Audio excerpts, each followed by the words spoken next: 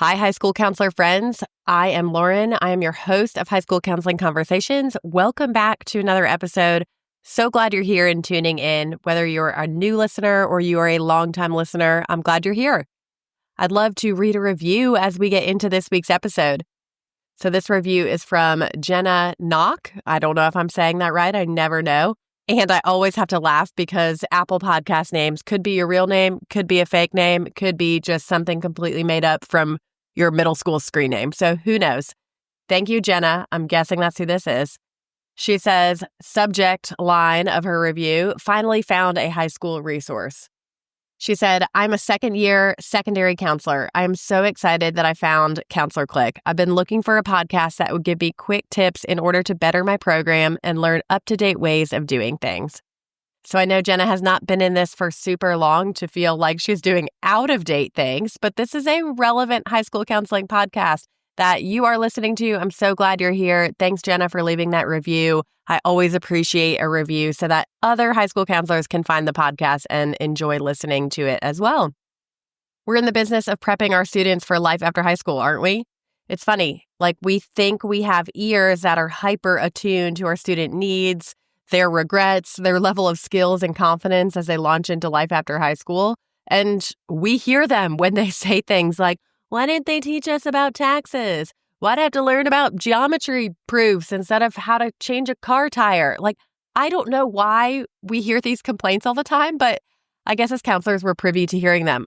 I swear, I heard these all the time. We've heard it before, but I could also get really defensive and say things like, listen, we tried to teach you useful things. You just didn't listen, or you started skipping school because you had senioritis and you didn't listen to us. If you would have listened, you would have heard us saying these things over and over again, and you would not be sitting here complaining with no life skills. I do think that counselors have a unique space to decide how we want to address some of the big mindsets and behaviors and help students with some real practical stuff before they leave high school. This makes launching our high school students so much different than elementary and middle school. Like they're just on that precipice of complete independence. And we're kind of their last lifeline for teaching them those last life skills before they are truly a bit more independent than they've ever been in their whole lives. So I want to start a 3-part series. It was going to all be in one episode. And then I thought, I've got too much to say. We're going to divide this up, where I want to give you 3 different life skills to consider teaching your students before they graduate and how they could practically flesh these out. So we're going to talk about 1 per episode. But before we get into those things, let's take a look at the ASCA Mindsets and Behaviors. I'll link those in the show notes, but pro tip, I love having these printed out, hang them by your desk so that you can reference them really quickly and really easily. Because as you're making decisions for your program, even in a really informal way, it's really helpful to have these somewhere that you can just glance over at and think about them through the lens of what is this lesson or small group or guest speaker or class meeting or school-wide event? How is it helping me accomplish the mindsets and behaviors that are put in front of us? What are we trying to do? Is the event or the thing that we're trying to put on going to help us reach our students with the things that we're marking as really important? So these ASCA Mindsets and Behaviors give us a few different pathways to consider with our students and help us think through our big picture goals, especially if we don't know where to start or we don't know where to filter our energy. What's that saying that people put on their desk? You only have 24 hours in a day. Like same as Beyonce, same as everybody else. We've all got the same amount of hours in a day. So how are we going to use those effectively and efficiently?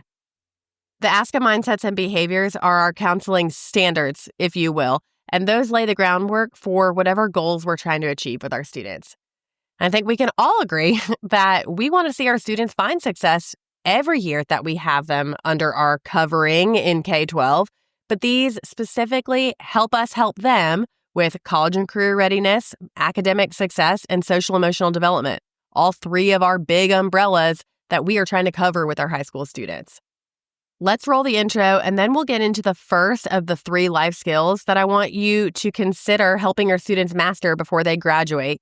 And I'm going to share with you some practical examples of how I would do it, and then also think through the lens of the ASCA Mindsets and Behaviors on how we should measure kind of what those goals are for our students.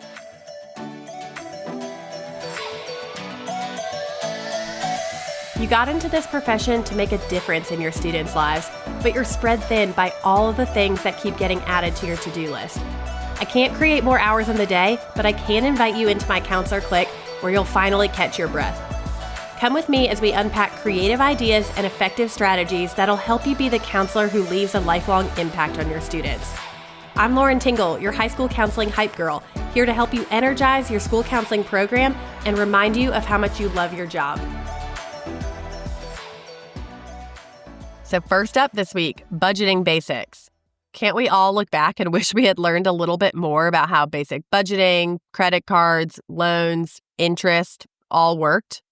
I know, I guess I'm speaking from my own experience. I wish it was just more of a conversation in my household. I didn't have anybody else talking to me about that outside of my household. And I remember it being a pretty private conversation in our house that doesn't need to involve you. That's too much information for you. You know, some of that was probably a little bit of protection over me, so it wasn't something I needed to worry about as a high school student. But it also would have been helpful to have some of that knowledge and just see either the successes or the mistakes that my parents made. And that's definitely something that I'm shifting in my parenting. We all live and learn, right? I wouldn't expect high schoolers to have some deep knowledge and understanding of stocks and investing money. That feels really far-reaching if they don't have money to invest yet, you know? But I think things like cash, credit, loans, those should all be at the forefront of their mind as they're transitioning into young adulthood or whatever their next season is, wherever they find themselves. They're moving into a season where that's going to be important for them. Maybe they've had a part-time job, and so they realize the value of hard work and $1 and how many hours it takes to reach a savings goal that they set out for. And maybe they've had those savings goals with the security of living rent-free in a home with parents who provide for them in a lot of other senses. The reality checks seem to come all at once when they're suddenly responsible for a lot more than they're used to. Now, this could turn into a complete parenting podcast episode because I'm sure we all have thoughts and opinions on how to build that independence around money management if we were their parents. But we're not, so let's shift back into school mode and think about how we can make an impact within the school walls while we have them. I know it feels like we have to say something at least 100 times before our students actually hear us and that it actually sticks. So what tiny things can we do now with great intention that can actually make a big dent for our students? Use your classroom FaceTime for a basic budgeting lesson. Or something I love to do was work with the senior economics teacher or a social studies teacher who's doing a lesson like this anyway, where they were doing a project based on the reality of a future budget. You can pop in with that teacher and you can add to what they're already doing. Bring in a different spin from the counseling side and complement their project or their lesson that they're doing. Maybe it's showing your students how to balance what's coming in and what's going out and being able to measure and appropriately look at their income versus their expenses. That's a very simple, very practical skill that we all need to have. And I think it's a lost art because we're often not balancing checkbooks anymore. We're just trying not to overdraft our checking account. I felt like that was what I was always doing. That was my measure of income versus expenses when I was just launching out of high school. Another thought is if they're college bound or they're still making some of their final college decisions, or you get them earlier than senior year, you can show them how to use that net price calculator that's on every college's website and what the breakdown actually means. I know it's easy to say in theory, every college has to have this on their website, but how do you use it? What does it mean? And what does that mean for me and my financial situation? So showing them how to access those resources and then how to use it and interpret it would be huge. If your students need some pen and paper reflection time, you can give them my budgeting workbook, and that will help them reflect on some of their money mentalities that they've grown up with. That truly does shape how you view money as you move into young adulthood and beyond. Did your family operate from a scarcity mindset because there was never enough? Did you have to take on the position of independence really early because you came from a single-parent household and you were told that you needed to start contributing? Or did you focus completely on school and not have a job until you graduated college and therefore never truly had to make decisions about money until later in life? All of these different pathways would frame how you view money.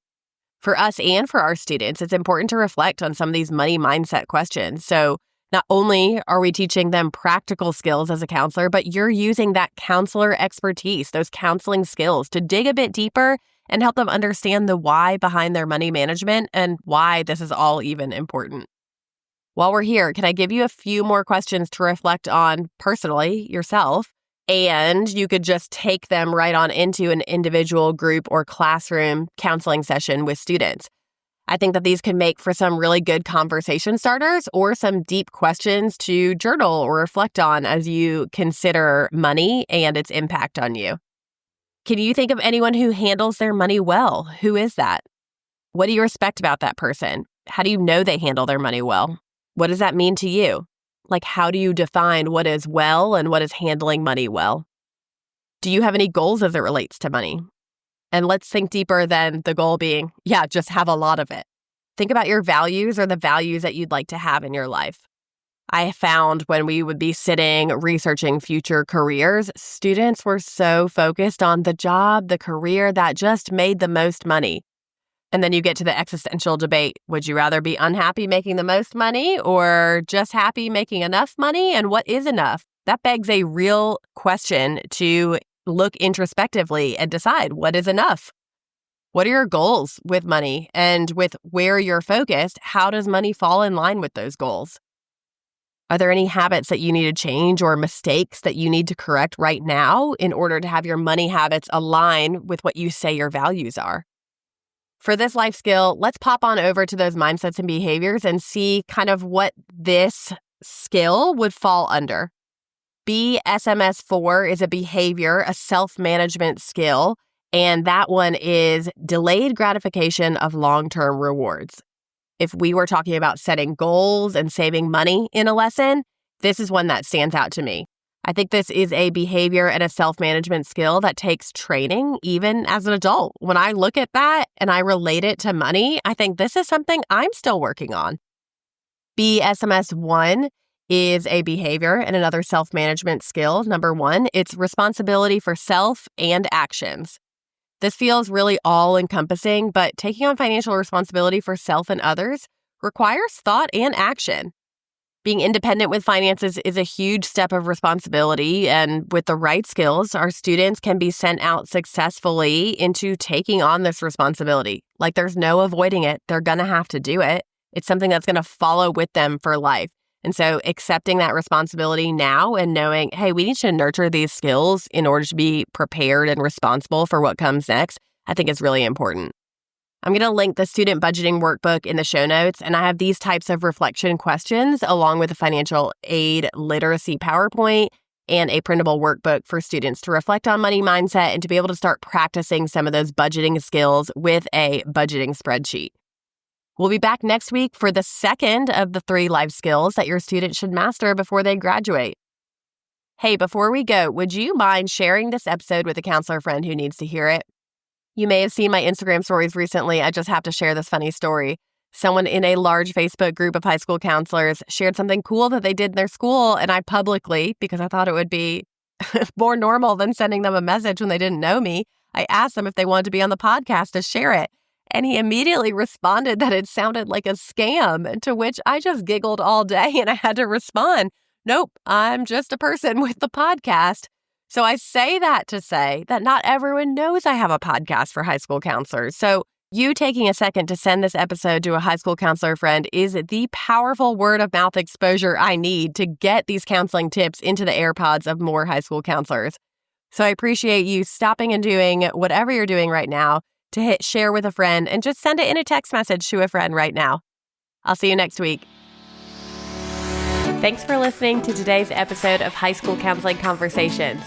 All the links I talked about today can be found in the show notes and also at counselorclick.com/podcast. Be sure to hit follow wherever you listen to your podcast so that you never miss a new episode. Connect with me over on Instagram. Feel free to send me a DM at counselorclick. That's CLIQUE. I'll see you next week.